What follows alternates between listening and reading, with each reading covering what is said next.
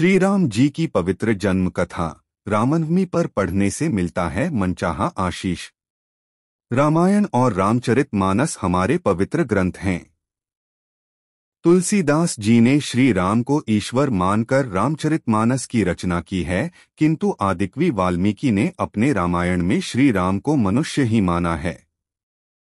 तुलसीदास जी ने रामचरितमानस को राम के राज्याभिषेक के बाद समाप्त कर दिया है, वहीं आदिकवि श्री वाल्मीकि ने अपने रामायण में कथा को आगे श्री राम के महाप्रयाण तक वर्णित किया है। महाराजा दशरथ ने पुत्र प्राप्ति हेतु यज्ञ आरंभ करने की ठानी। महाराज की आज्ञानुसार श्यामकर्ण घोड़ा चतुरंगिनी सेना के साथ छुड़वा दिया गया। महाराज दशरथ ने समस्त मनस्वी, तपस्वी, विद्वान ऋषिमुनियों तथा वेदविज्ञ प्रकांड पंडितों को यज्ञ संपन्न कराने के लिए बुलावा भेज दिया। निश्चित समय आने पर समस्त अभ्यागतों के साथ महाराज दशरथ अपने गुरु वशिष्ठ जी तथा अपने परम मित्र अंग देश के अधिपति लोकपाद के जामातारिंग ऋषि को लेकर यज्ञ मंडप में पधारे। इस प्रकार महान यज्ञ का विधिवत शुभारंभ किया गया।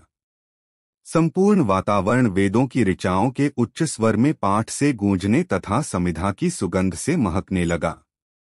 समस्त पंडितों, ब्राह्मणों, ऋषियों आदि को यथोचित धनधान्य, गौ आदि भेंट करके सादर विदा करने के साथ यज्ञ की समाप्ति हुई। राजा दशरथ ने यज्ञ के प्रसाद चरा, खीर को अपने महल में ले जाकर अपनी तीनों रानियों में वितरित कर दिया।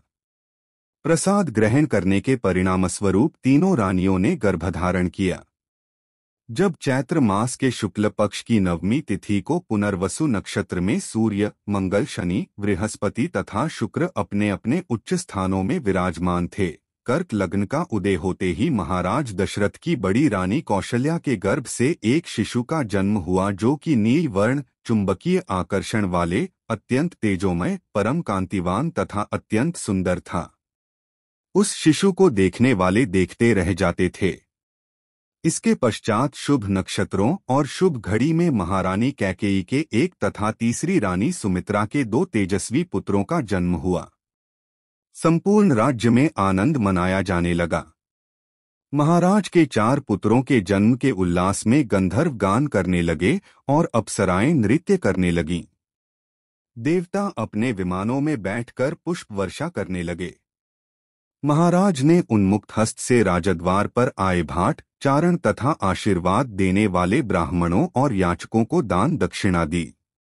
पुरस्कार में प्रजाजनों को धनधान्य तथा दरबारियों को रत्न आभूषण प्रदान किए गए। चारों पुत्रों का नामकरण संस्कार महर्षि वशिष्ठ के द्वारा किया गया तथा उनके नाम रामचंद्र, भरत, लक्ष्मण और शत्रुघ्न रखे गए। आयु बढ़ने के साथ ही साथ रामचंद्र गुणों में भी अपने भाइयों से आगे बढ़ने तथा प्रजा में अत्यंत लोकप्रिय होने लगे। उनमें अत्यंत विलक्षण प्रतिभा थी, जिसके परिणामस्वरूप अल्पकाल में ही वे समस्त विषयों में पारंगत हो गए। उन्हें सभी प्रकार के अस्त्र शस्त्रों को चलाने तथा हाथी, घोड़े एवं सभी प्रकार के वाहनों की सवारी में उन्हें असाधारण निपुणता प्राप्त हो गई। वे निरंतर माता पिता और गुरुजनों की सेवा में लगे रहते थे। उनका अनुसरण शेष 3 भाई भी करते थे। गुरुजनों के प्रति जितनी श्रद्धा भक्ति इन चारों भाइयों में थी, उतना ही उनमें परस्पर प्रेम और सौहार्द भी था। महाराज दशरथ का हृदय अपने चारों पुत्रों को देखकर गर्व और आनंद से भर उठता था।